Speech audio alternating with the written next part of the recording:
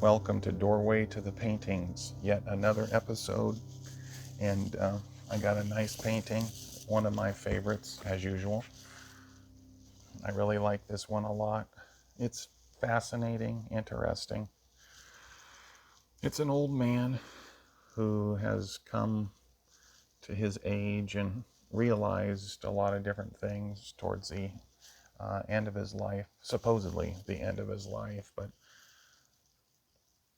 it's somewhat of a mystery. Is he an old king? Did he have a high position? Is he an old philosopher, storyteller, an old writer? Maybe in ancient Greece or Rome, who knows? But he's an older gentleman who has come to the realization that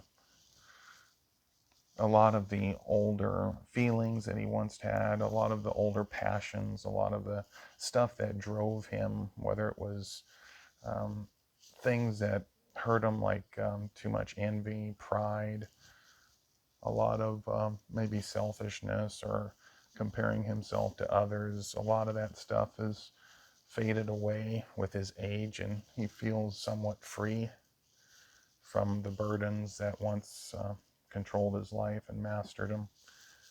And now he has found some type of peace in his old age. I did this painting probably about maybe 6, 7 years ago. I'll just say 5 to 8 years ago, something like that. It's a painting that was inspired by a few things, besides, as usual, the pillar here in ancient Rome and Greece. And I really like the rain. I really like the rain outside and the ancient structures, along with the leaves and the branches and the vines hanging down from this area. I really like that. With the rain, it probably causes him to go into deep thought with the rain outside, causing him to reflect and think about things that he's been through and think about the changes that have occurred in his life, but they occurred first in his mind and heart, and then he started to change his life for the better.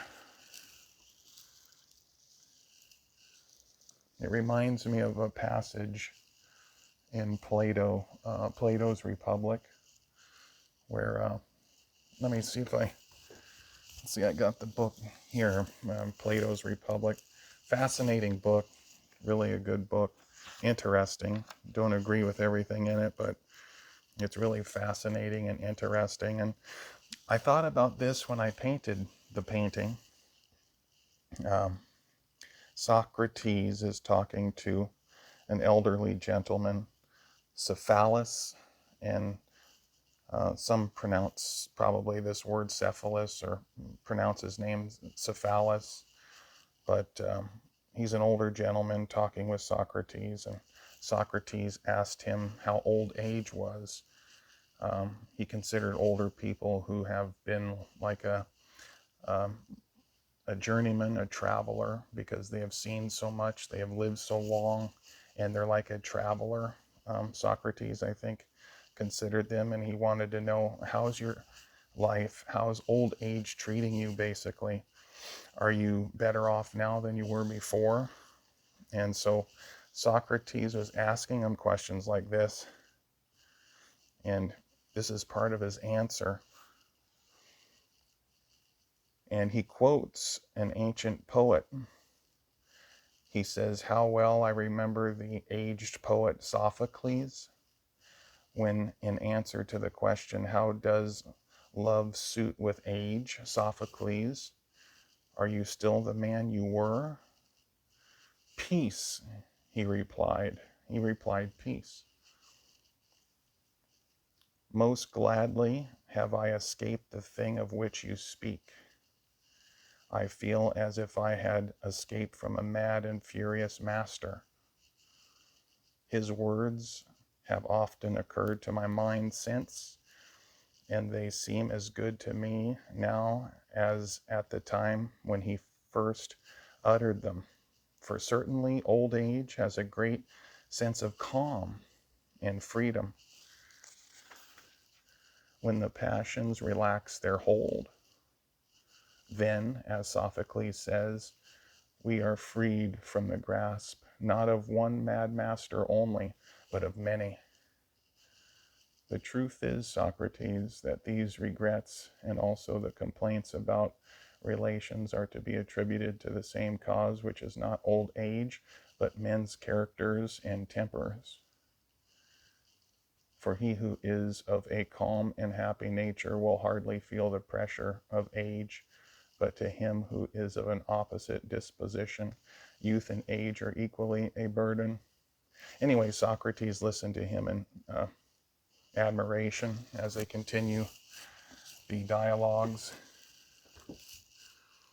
So anyway, the point is that, the envy and the drive and the ambition and the comparing yourself to others and trying to outdo them and trying to get the best this and the best that. And a lot of that stuff seemed to have faded away for the old man that Socrates was talking to. I kind of thought about that when I painted this guy. So I wrote something down here, and I'll read it when we take a closer look at this painting. And see, I wrote it here. This is what I wrote. This old man is finally at peace, because the youthful pleasures and desires he once had, he now regards as burdens and prisons that no longer hold him captive. I'm not saying that's true for everybody. I'm not even saying it's true for most. But I think it's true in a lot of cases. And there's so many variables. There's so many different types of people. How they handle things and how they process things and what their responses are to what happens to them. So in no way can we generalize with everybody, but that was what he experienced in the book Plato's Republic. Cephalus talked to Socrates about it. There he is. There's some detail on the face there. Close up. Back here, it doesn't look like there's a lot of detail, like way back here. But here, you can start to see it right there. Then you go in close. What's in his mind? Well, probably what I just read. But yeah, just picture him in ancient Greece, ancient Rome. He's got a nice place to live out his old age here, assuming that no invading empire is coming to conquer it. And you got rain, you got the ancient structures. I love these vines and then the branches, the leaves, how they make their way down the doorway.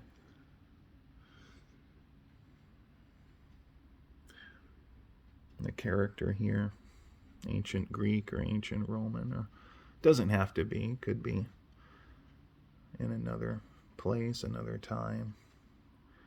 It's got a nice bed here.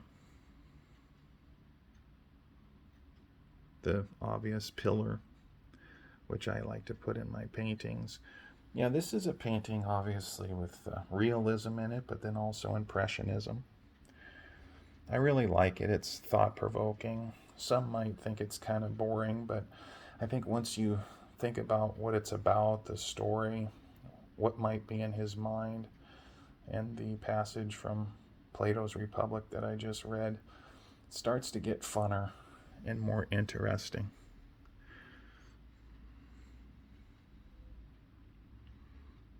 Yeah, I think this was about 5 or 8 years ago that I painted this. Yeah, and a lot of times in life, people, they try so hard to be better than the next guy at making money or attaining wealth and material things, and I never wanted to be a part of that. And I think I'm a lot more peaceful and happier because of it. I just look at it, do your best. Try to be satisfied and content with what you have until you get more, if that's your goal. And just try to take it easy.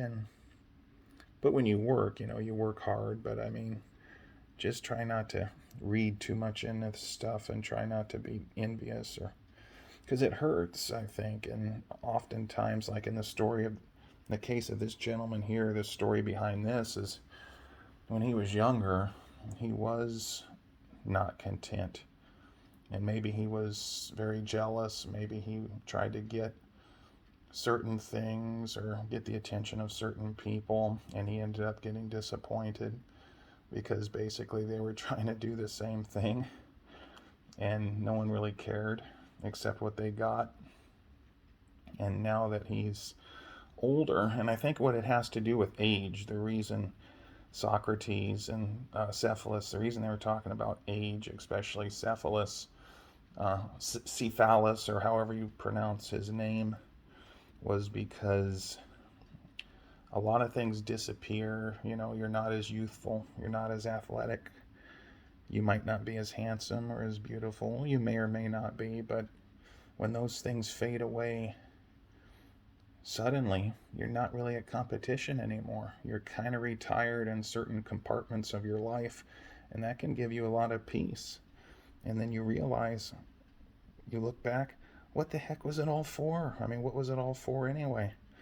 It didn't bring happiness. That's one way to look at it, but so he's free. He's found peace.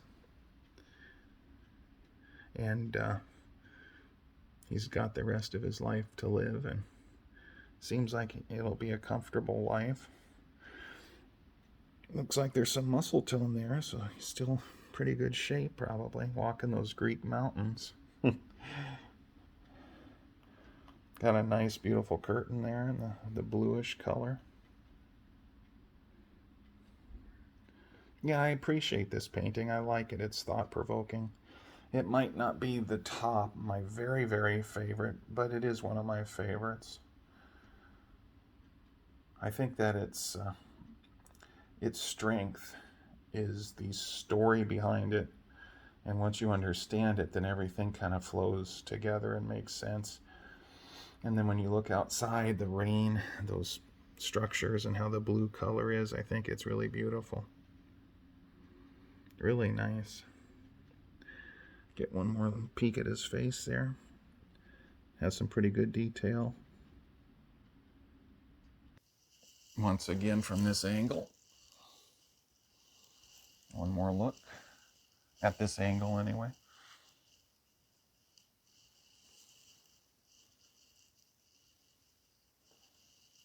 And I hope you enjoyed this edition of Doorway to the Paintings and looking at this particular painting with me. Don't forget to like and subscribe. Try to share the videos so more people see this art and maybe they'll like it too.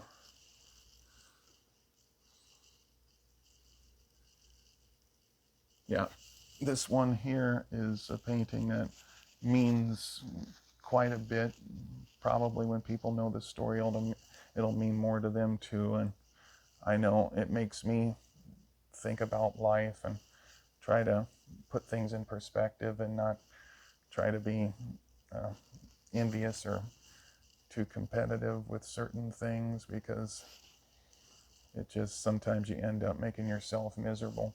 I never really had that problem though, but I understand it just by reading that passage, and kind of made me think about painting something like this. And then of course with the structures, like I always like to paint, that's a given because that's my style of painting. I have one last look from the other angle.